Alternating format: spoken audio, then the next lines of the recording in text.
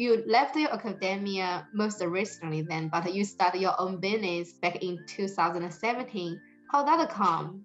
So I moved back to Austin, which is my hometown, due to a family emergency. From that, like when I moved back here, I was kind of deciding like, well, do I want to stay in academia and, apply to UT or like local community colleges, or go into tech and start to learn how to code or do something, because it was very, a family emergency, like, which turned out okay, but it was, very like a lot of uncertainty and stress at that point. So it was working at like a local store that had some like local stuff and was like gifts and stuff. And I wanted to kind of do something and make something. And I like making stuff I like selling things. I think I'm a good salesperson. Part of teaching is like selling, students are like, you should study. Like, this is the knowledge. And like I missed making stuff in Photoshop even, and so I was like brainstorming like should I do some more textile prints and sell them on on Spoonflower or something. And I noticed that people bought a ton of candles for gifts. And that was when like tarot imagery and occult imagery was like astrology stuff was like really starting to hit the mainstream. I think it was like 2019 when the Dior tarot collection came out. Oh, okay. So it's kind of that ramp up. And I've always been like into like witchy stuff as like a weird Austin art kid, So I was like, well, I could do tarot card themed candles. Because the Rider-Waite-Smith images are like copyright free in the US, not in the UK, but they are here. So I was like, well, I could match scents to images in terms of the meaning, ascribe meaning to it, have like a nice saying or something like that on the back. So it could be both a decorative object for people who don't know tarot, right? And for people who do, it's then like, they can put it on their altar or something, or like just for fun. So I got a pack and scanned them in high res, cleaned them up in Photoshop, used my InDesign skills, and just started in my kitchen and like printing stickers, through my inkjet printer at home. And like I sold them at that local boutique, and like they sold out in like a month.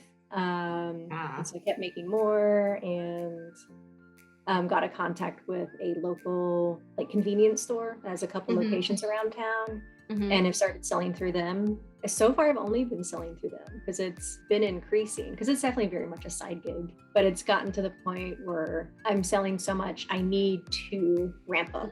Like it's that pain point of growth where you kind of gotta either stop and maybe it closes down because you're not growing, but now making the investment into more industrial wax melting and building up production, not in an industrial manner, but like in my garage. Yes, like moving from the kitchen to the garage. Because I definitely want to self-fund. I prefer not to go into debt. I don't want to take out a loan. Right. And I like the idea of that slow and steady growth. I feel like it's more organic in terms of allowing the business to adapt to changes. I feel like I have more control over it. It's steadier. Right. And I like right now that kind of growth potential aspect of it. Now having options to add in different lines of candles. Because I feel like tarot is at saturation point, that in terms of like the zeitgeist and a trend, I feel like it's going to start. There'll always be like a core, like witchy. But I feel like in terms of the populace knowing it, it's going to, the interest is probably going to die down. So now looking at what people want, what's going on in terms of interior design, decorative arts, graphic design trends, to then decide what new lines of candles to modify. And I feel like having that slow, self-funded growth allows that kind of experimentation. I think cool. So at this point, you don't need to raise the capital from other investors to expand your own business, but just like a slowly self-funded business. Okay, that's very good. That's very good. So you don't need to share piece of your business with others later on. Yeah. Some other your equity. Yeah. Yeah, that was I you know, that is the benefit of having your own business is like, I mean, the customers tell me what to do. Like, I don't have free reign to do whatever. But I am able to kind of either trust my instinct in terms of what I will think will sell. And if I think that instinct turns out wrong, it's okay. They're not going to repossess my car. I just have to be like, okay, well, I can't, guess it's peanut butter and jelly for this month, Right. You put it on the candle, it's just like the design, not the candle itself, but the design label on it. Okay, cool. Yeah, I know American people love candles. My coworker even sent a candle as a Christmas gift to me. What's the history and the culture there? Since when you guys started to love candles and have candles as a decoration items in the house? I don't know. I feel like they have always been really popular, especially I think in like the 90s, like late 90s. I remember seeing, even as a kid, like more and more scented candles. Because before it'd be like tapered candles for like the dining table if you were being fancy or something like that. But I think definitely once those like heavily scented candles started coming out and people started to like with the McMansions, it's like a conspicuous consumption. You want to buy the like $35 or like $50 candle. As it's gone on, I think, especially with millennials now, candles are a big business with millennials because we move a lot, we rent. You can't really personalize your space if you're doing that. You don't have a lot of money to personalize your space when you're doing that. You can't necessarily buy all fair trade, organic stuff if you want to, but you can spend like 15 or 20 bucks on a locally made candle or a candle container to decorate your space. Right. If I buy bunch of candles, which way should I decorate my house? Where should I put them? I like, because I have no knowledge about a candle at all. Yeah, because like even in the 90s, I know like my brother would do like incense, like if you were a hippie or like witchy. Okay. And then the scented candles were seen as very like bougie, like very bourgeois, middle class. And now they're more like artisanal, smaller. I would say just put them where you want to put them, as long as they're not near like drapes or something flammable. They're good in the bathroom. Like if you have people over to like light one and put it in the bathroom. So okay. Masks, bathroom smell. I'll do them like when I would have people over because I have, a cat, that kind of try to cover up the litter box, like cat smell, So usually like in the living room or like by where the litter box is. So it's kind of like, even if it's clean, it just kind of permeates. Yeah, like, it's kind of an alternative product for their perfume or other things to cover certain of the smell. The question, it's a very silly question. Do I need to put the light on to be able to get that smell out, or it's just like just leave it there? It will generate that kind of a smell. It will smell it if it's a high quality one like mine. It will smell kind of when it's fresh.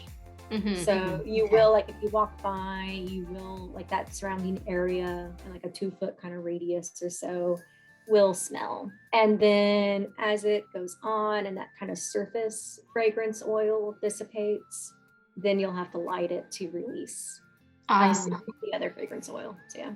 Okay. So how many smells do you have in your line today? I think 2 I'm going to quit because they're not as popular. I think 32. 32? Because it's almost every major arcana tarot card. Oh, okay. I can look it up actually. No, I have 24. 24, okay. But 2, I'm going to, I guess, retire because I could then bring them out of retirement if I decide to. Retire. All right. Yes.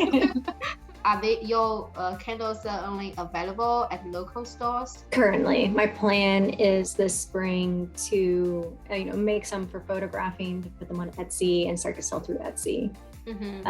as well as local craft fairs. If like me or my audience want to buy some of your candles, how can we purchase them? Right now, it'd just be direct contact. I did not follow my own advice in terms of branding. The brand is occultrement, so it's a portmanteau of occult and accoutrement, because it's little things for your house. Yeah. But like it's impossible to pronounce. People can't spell it, but I like it. So it's definitely, I did not take my own advice in terms of having like a simple identifiable brand. But again, it's it's just a fun. Yeah, I mean, it's your own business, your decision. You do whatever you want. You have the feeling for that kind of brand. You like it. That's very important, I think. Do you mind to give me 5 most popular smells in your line? So the most popular are the star. So it's like the major ones. So the star, the sun, and the moon are really popular. And that is white tea and berries for the star. The moon is honeysuckle and jasmine. So it's like a nice warm summer night. And the sun is apple harvest. So it's a very warm. Like and then the fourth one varies between either death, which is pomegranate cider. So it's a really nice fall scent. And the death card does not mean death. It means change. So it's not scary. It just means like a transformation, Good to know that. And the lovers is also a really popular one. And that is rose and sandalwood. So what's the advantage of your candles versus other candles on the market today? I think mine, in terms of like witchy stuff, are more aesthetic in a way. Because even like with candles right now, the trend has been for very minimalist type labeling. So no images, just, plain font, graphic design. Right. And then focusing on like the container, either being like a mason jar or screw top or cork lid. And even in the witchy market, it's been either just like kind of like the bees, like very rustic, like natural like beeswax or stuff like that, or more like the font with maybe like astrology symbols and stuff like that. There are other tarot card candles out there that are more simplistic. So I've seen one that's able just a black and white line transfer onto a pillar candle. So I think that mine are like colorful. It's the full card, very aesthetically pleasing, very imagery heavy. They really stand out compared to one that just has like cedar, in block letters. So I think the size is really good. They're just like that big, like $16. So they're a good value. They're a good impulse purchase. You can pick it up, put it in like the cup holder of your car, even. So they're great gifts. And I use soy wax with like a cotton and paper wick. So there's none of that like acrid, like with zinc wicks. I feel like there's always that acrid smell. And no paraffin, so it's natural. Good. So it's very clean burning. Oh, good. I've even noticed like before I started making them, I like buy candles, like scented candles, and they would, if they were like a paraffin mix, I would start to notice like the back of my throat would start to itch and like I just like it stings. Like And so with these, I feel like I can burn them. I don't have a reaction to them. They're pretty heavily scented, but not so much that you'll get a headache. And so I think that combination of like a good convenient size, good price point, very eye-catching label, and then having a quality product. So there are a lot of repeat buyers. Thank you, Katie, for joining me today. I really enjoyed to catching up with you and learn the candle business and the candle culture from you. Even I live in America for so many years, I still don't know too much about the candle things. Thank you so much. You're welcome. Thank you for having me. It was great to catch up with you and see you and talk to you. Thank you, my audience, and I'll see you next time. Bye.